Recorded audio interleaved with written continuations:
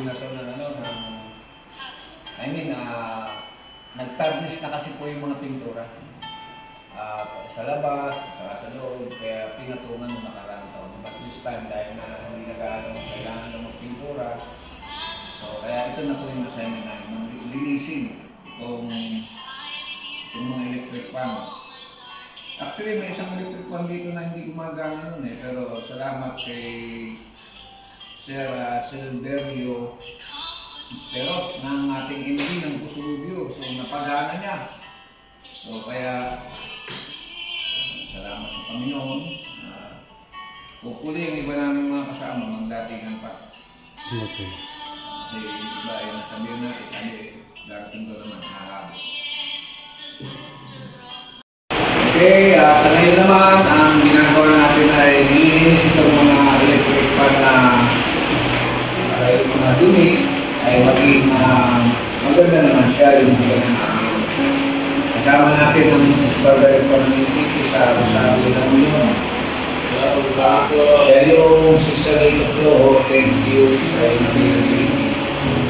Actually, siya po ay isa sa mga nagpintura ng lugar na ito. Wow! At marami siyang mga pagbibigat ka na nagawa. Kasi nagtibag-big kami ng mga hanggun, mga alugak. So, tulong talaga kami. Pero this time, dahil okay kami ng pintura, kaya ang nala, dahil na lang yung ginagawa namin. Siyempre, yung ating servitor, ang mahal lang, kasama natin. Kahit na maulan, tinawagan ko kanina, hindi siya nagdalawang isip. Sabi niya, sige, Bishop, dahil kinakupyan ko tulong ako. So, maraming salamat sa dito. Salamat po sa inyo. Sabihin ng Panginoon sa buhay niyo at ang Diyos na ating pinipinituran. So, ikinapakita natin na hindi lang tayo basta tagapagturo ng moral recovery. So, tayo tayo yung gumawa ng mga anumang pwede natin yung Diyos na tayo. Kung gumagas yun, at siyempre, so, gusto natin na estudyante, papasok dito, papasok sila sa lugar, kasi malinis na, we want them to feel comfortable sa kanilang nasa ito, kasi yung classroom ng nasa loob, talaga na deliver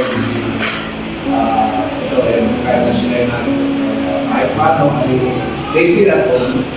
Narito kasi, pagdating nila dito, may kapi sila, may sila mga pwedeng magahan, kung kaya nila naabutan yan. So, at least, kaya ng pag-graduation, parang nalulungkot sila dahil mag-fix na sila nito, mag-grade nila, at kasi na-feel nila to. Ito po talaga yung magandang ugali. Kung naging natin yung puso, malipatan naman, kahit na yung tao hindi kamag-anak o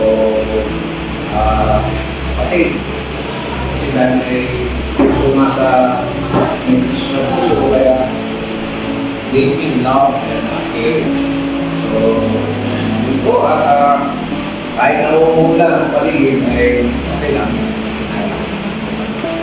Salamat po sa basis ko, kami ay supposed to be dapat yung 26 po. Pero, may schedule. Kaya sabi niya pwede magbukas. Kaya, ayun. Salamat po talaga sa dalawang magiging natin. Mga member sila ng National Speaker. So, maraming salamat po. Thank you.